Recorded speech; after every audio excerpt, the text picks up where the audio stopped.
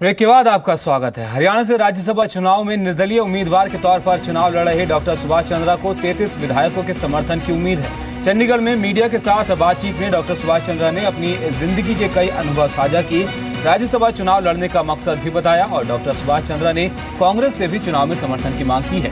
BJP समेत कई पार्टियों ने समर्थन का भरोसा दिया है।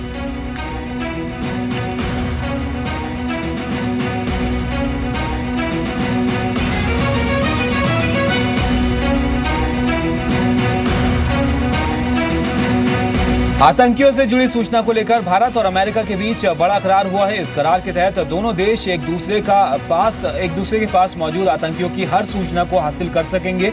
भारत में अमेरिका के राजदूत रिचर्ड वर्मा और भारत के गृह सचिव राजीव महर्षि के बीच इस समझौते पर दस्तखत किए गए। इस समझौते के बाद ये उम्मीद की जा रही है कि आतंकवाद से निपटने के लिए भारत और अमेरिका का साझा प्रयास और मजबूत होगा।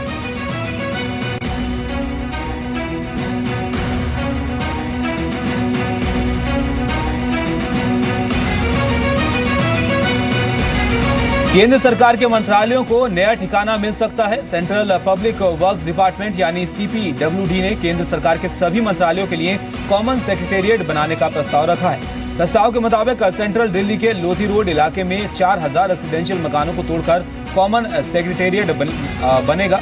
फिलहाल ये प्रस्ताव PMO के पास है। अगर वहां से मंजूरी मिल जाती है तो अगले 5 साल में नया सेक्रेटेरिएट तैयार हो जाएगा।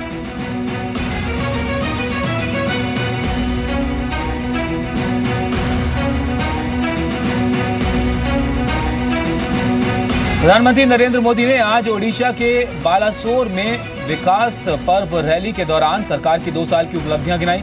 पीएम मोदी ने सरकार को गरीबों के लिए समर्पित बताया, विकास की राह पर तेजी से बढ़ने का दावा किया और मोदी सरकार के 2 साल पूरे होने के मौके पर 10 जून तक देश भर में 200 से ज्यादा कार्यक्रमों का आयोजन किया है, जिसमें विकास पर्व रैली भी शामिल है।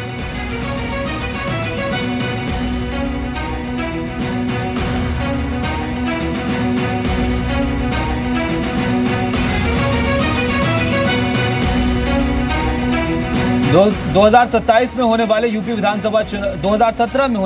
विधानसभा चुनाव में नई रणनीति के साथ उतरने को तैयार दिख रही बीजेपी ने अब नया नारा भी तैयार किया है।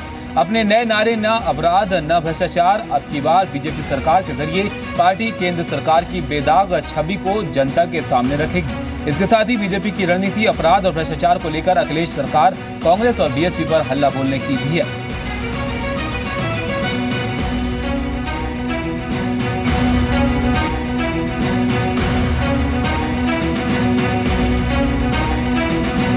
महात्मा गांधी को लेकर बीजेपी महासचिव कैलाश विजयवर्गीय के बयान पर विवाद हो गया है। कांग्रेस ने विजयवर्गीय को बर्खास्त करने की मांग की है। विजयवर्गीय सरकार के 2 साल पूरे होने के मौके पर विकास पर्व रैली में शामिल होने हरियाणा के विस्तार पहुंचे थे और विजयवर्गीय ने महात्मा गांधी पर बने गीत का हवाला देते हुए कहा कि देश को आजादी सिर्फ गीत गाते हुए नहीं बल्कि क्रांतिकारियों के बलिदान से मिली है। कांग्रेस ने बयान को राष्ट्रपिता का अपमान बताया है।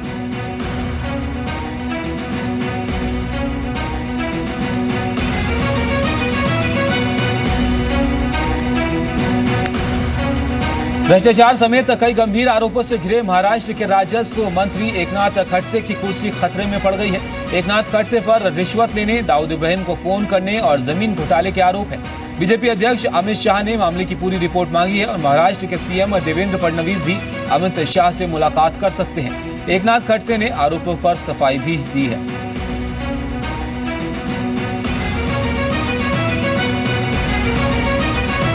अभिनेता ओमपुरी ने प्रधानमंत्री नरेंद्र मोदी और कांग्रेस अध्यक्ष सोनिया गांधी को लेकर विवादास्पद बयान दिया है। ओमपुरी ने अपनी आने वाली फिल्म के प्रमोशन के दौरान कहा कि उनके पास फिलहाल मोदी जी की गोदी में बैठने के अलावा कोई चारा नहीं है। ओमपुरी ने कांग्रेस अध्यक्ष सोनिया गांधी पर भी तंज कसते हुए कहा कि वो राहुल गांधी को प्रधानमंत्री बनाना चाहती हैं, जबकि उनके पास कोई तजुर्बा नहीं है।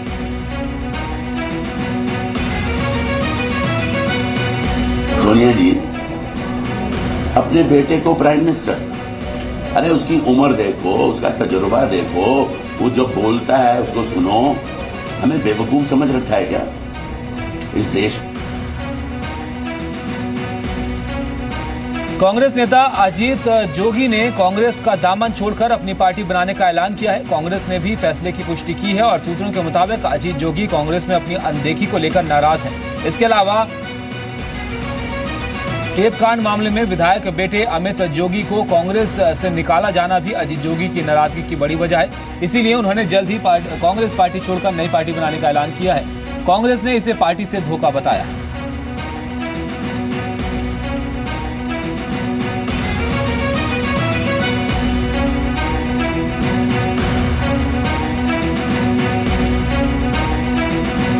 यूपी के कई इलाकों में जनता पानी की भारी किल्लत झेल रही है। उसी यूपी में मुख्यमंत्री अखिलेश यादव के लिए सैकड़ों लीटर पानी बर्बाद किया गया। अखिलेश की आवभगत के लिए सैकड़ों लीटर पानी की बर्बादी की जा रही है ताकि उनके कार्यक्रम के दौरान धूल न उड़े। 3 जून को अखिलेश यादव फतेहपुर में एक रैली करने वाले हैं, इसीलिए पिछले कई दिनों से मैदान में पानी का छिड़काव हो रहा है।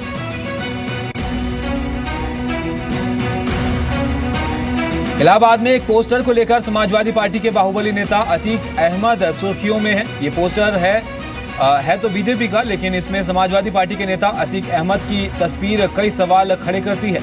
इन पोस्टर्स के बाद सवाल ये भी उठे हैं कि क्या अतीक अहमद बीजेपी में शामिल होने वाले हैं, लेकिन खुद अतीक अहमद ने इसे लेकर सफाई दी है।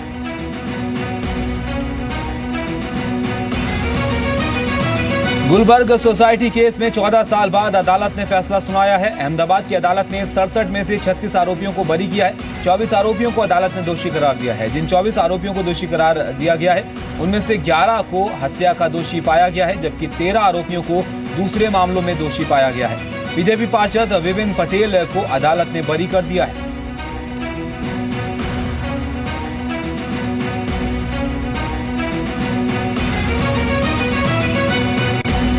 बिहार में पत्रकार राजदेव रंजन मर्डर केस के मुख्य आरोपी लड्डन मियां ने आज कोर्ट में सरेंडर कर दिया। पुलिस को कई दिनों से आरोपी लड्डन मियां की तलाश थी।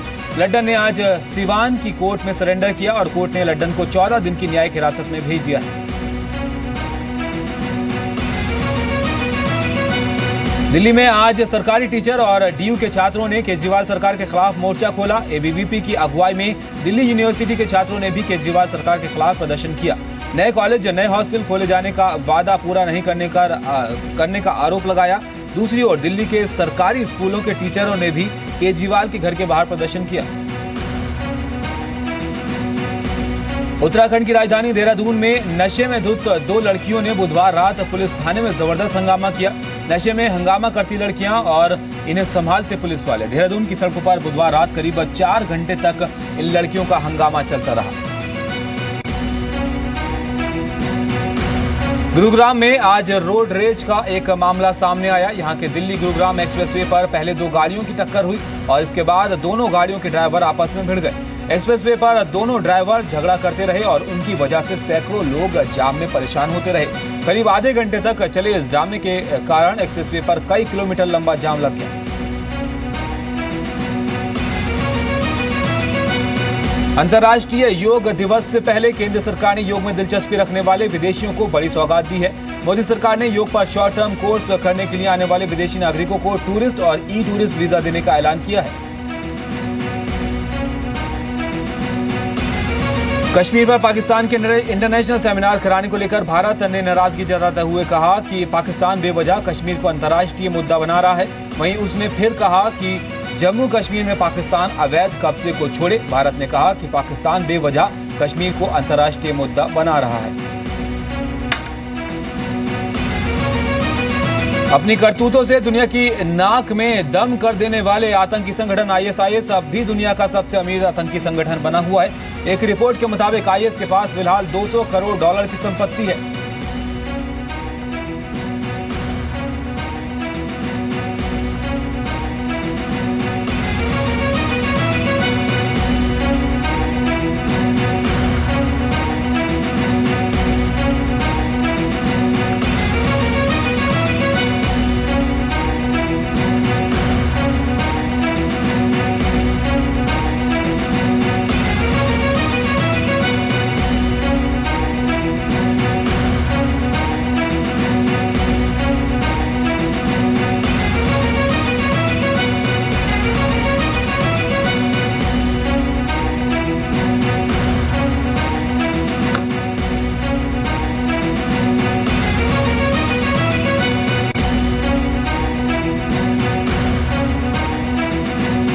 तो इसी के साथ फिलहाल इस बुलेटिन में इतने, लेकिन खबरें जारी हैं। आप देखते रहिए जी बिजनेस। नमस्कार।